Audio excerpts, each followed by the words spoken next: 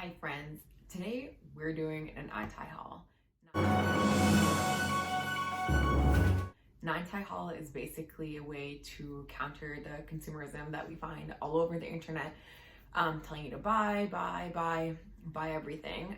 So the point of an anti-haul is to tell you things that I don't think you need to buy.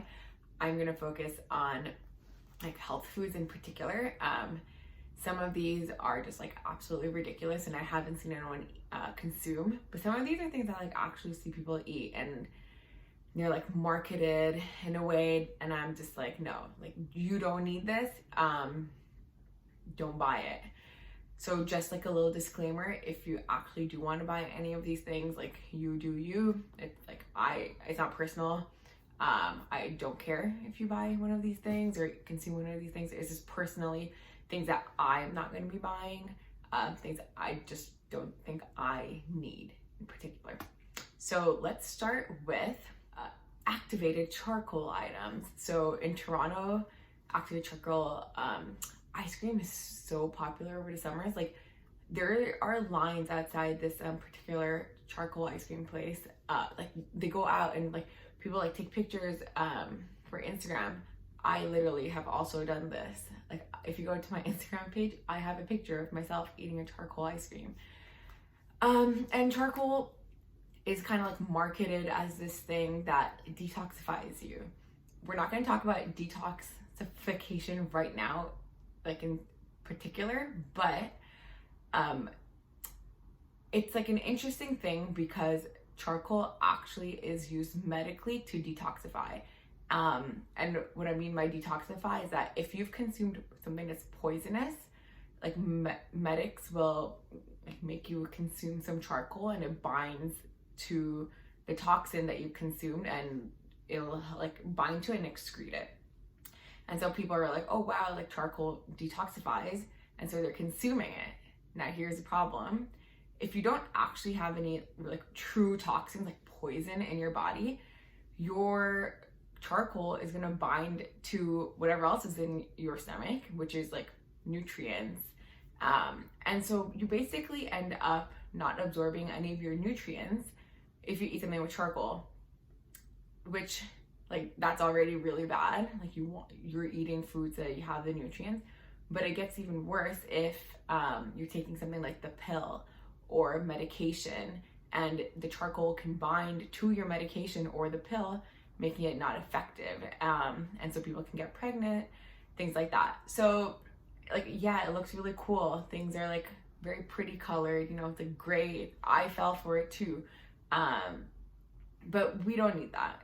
It's really just like not healthy. It's detoxifying, but like in the literal sense. And we don't need to detoxify if we haven't consumed poison. Which leads me to my next one, and it's this range of detox teas that came out from David's Tea. And I love David's Tea. I literally only drink tea from David's Tea. I think they taste great. But now they have this line of detox teas, and people are gonna drink them thinking that they're detoxifying their bodies, which boggles my mind. Like, first of all, what are you detoxifying? Like, literally, why do you think you need to detox? Because if it's because you're consuming something that you think is toxic, maybe the solution is to not eat that thing rather than drinking a fucking detox tea. That's the first thing. Second thing, if you're just thinking, you know what, like there's this thing on this market, it's a detoxifying, I probably need to detox, you're falling for it. You're falling for this whole detox trend and you don't need to. Instead, if you want to drink tea, drink tea. Choose a flavor you like, consume it, enjoy it, the end. This whole like detox thing drives me crazy because your body like literally can do everything it needs to. It's so smart. Like if you drink alcohol, which is like kind of like I guess a toxin, your liver is gonna deal with it. If you take drugs, your liver is gonna deal with it. You don't need to drink this tea to deal with these things that you're consuming. And if you are consuming a lot of these things that are supposedly toxic, or if you're worried about that, really that's what you should be changing, not consuming this tea. The next item I want to talk about is probably the most ridiculous thing. I honestly have never seen anyone consume this, but someone sent this to me and it like actually just made me laugh. It's called hump fat, and it's basically the fat from a camel that they are calling a superfood. And on the label it says like mostly saturated fat or something like that, as if that's a good thing. Like, oh, here, eat a bunch of saturated fat. It's a superfood. Like, no, saturated fat is bad for you. It clogs your arteries. It's what we tell clients to stop eating, or like obviously to consume less of. And here you just like are putting this label of superfood, and like suddenly people are probably gonna be like, oh, looks healthy, and the packaging is gorgeous.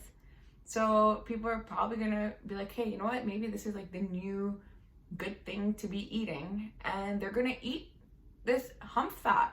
Like, what? It boggles my mind. If anything says superfood on it, I would be wary. Like, you know what's a superfood? An apple. Does it ever claim to be a superfood? No. If something claims to be a superfood, it's trying too hard. We don't trust here. Okay, the next one might be a bit controversial. It's the konjac spaghetti. And I think it also has like konjac rice. It's basically like an alternative to spaghetti or to rice that's like 10 calories. And it tastes like garbage. There's no better way of putting that. Like, it's not satisfying to me. Again, this is not personal. If you love it, you eat it. This is an anti-haul for myself. But it just like is not satisfying. Like, I've tried it one time, to be fair, maybe 2 or 3 actually. But like, I'll eat a bowl of this like konjac spaghetti with whatever sauce, and like literally 10 minutes later I'm like, I need something. Like, I need to eat something else. It's not satisfying. It just like, you know, when you're craving pasta, you like want pasta, and then suddenly I'm eating this crappy konjac shit, and it just doesn't do it for me.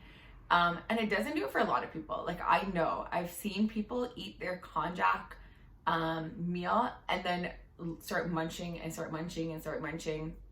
And in my personal opinion, if you want to eat pasta, eat like a small bowl that's gonna fulfill that craving, and then move on. You're done. You're not gonna be munching all day, like thinking about how hungry you are. But when you eat these like low calorie, like alternative foods, it like really doesn't fill you up that much, and then you're just like, your whole day you're just like thinking about how hungry you are, and that's not the way I want to live my life. That just isn't. It's the same thing with like cauliflower rice. It's just not rice. It doesn't fulfill my craving for rice, and every time I eat cauliflower rice, I'm like literally just like starving 10 minutes later, or like thinking about how I want rice. So yeah, the konjac spaghetti, that's just a no from me. So those are all the items that I have today. There are not that many. Send me any health foods that you see that you think belong in an anti-haul. Also, if you're also super over all this like health food items, subscribe to my YouTube channel so we can talk all about how we hate the consumerism of nutrition. Hopefully I'll see you in my next video soon. Ta-ta for now.